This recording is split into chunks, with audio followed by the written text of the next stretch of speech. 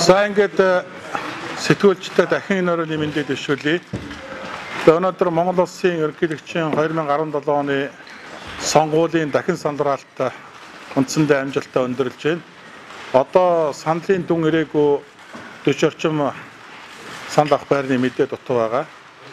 За үндсэндээ бол бид өнөөдөр сонгуулийн ерөнхий ороноос зарласан дүн мэдээ за нийт санал өгсөн сонгогчдын одоо 50.7% саналыг өнөөдөр манай Алс намаас нэр дэвшигч Галтмаагийн Батболдог авснаар өнөөдөр Монгол Улсын ерөнхийлөгчийн 2017 оны энэ удаагийн сонгуульд ялагч болсон нь бол тодорхой боллоо.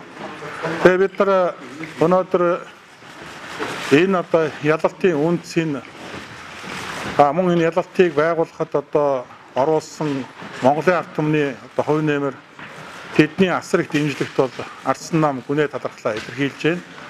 Тэгээ манай нийт хүчийг дэмжсэн бүх иргэд сонгуулийн одоо үйл ажиллагаанд оролцсон нийт одоо ажилтны албан агчид, ажиглагч, ухуулагч нар Монголын жирийн ард түмэнд дахин одоо баяр сэтгэлээ илэрхийлье. Ингээд Монгол Улсын 5 дахь ерөнхийлөгчөөр сонгогдох болцлоо хангасан Алс намаас нэр дэвшигч Галтмаагийн Батболдог маань өнөөдөр та бүхэнд хэвлэлийнхэндээ зориулж хамгийн анхныхаа одоо үгийг хэлэхээр орж ирж байна. Ингээд одоо батлага нэр дэвшигчээ микрофонд урья. Өглөөний мэнд урья. Шинэ өглөө 7 сарын 8 болж байна. Ингээд 2 дахь шатны сонгуульд одоо өнөөдөр дүнгээ гаргалаа нийтдээ 610,000 орчим дэмжигчдийн сонгогчдын саналыг авлаа. Ингээд ерөнхийдөө бол 2 нэр дэвшигч байсан.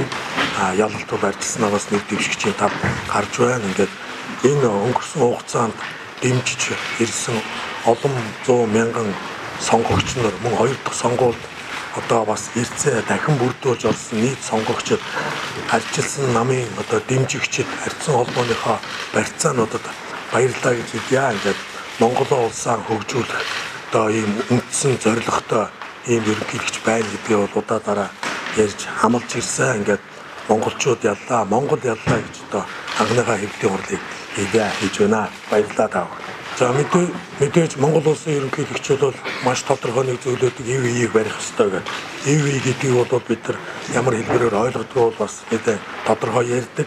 Эвлэлт нь нэгдэж одоо эдийн засгийг дорой туулдаг биш монголчуудын нийт эв нэгдлийн асуудал. Нөгөө талдаа бол одоо эдийн засгийн энэ хүндрэлийг буюу одоо өртөө Монголыг өргөө болгоно гэсэн энэ асуудлаа нэн тэрүүн ханцуу шамлан орно гэсэн тийм бодолтой байгаа. За тэгээд хэвлэлийнхэндээ хандж хэлэхэд бол маргааш сонгуулийн аль биесний дүн гарсны дараа манай нэр дэвшигч маань хэвлэлийн аль биесныхоо хурдыг хийж аль биесныхоо байр суурийг илэрхийлнэ. Тэгээд Монгол Улсын ерөнхийлөгчөөр одоо сонгогдоод эхний хийх ажлууд, тангар өргөөд хийх одоо эхний алхмуудын талаар тодорхой өөрийнхөө одоо хөтөлбөр үйл ажиллагаа чиглэлийг бол та бүхэнд мэдээлнэ. Ингээд шудраг үнний дуу хоолой байгаарай гэж хэл мэдээллийн та бүхэнд уриалъя. Баярлалаа та бүхэнд.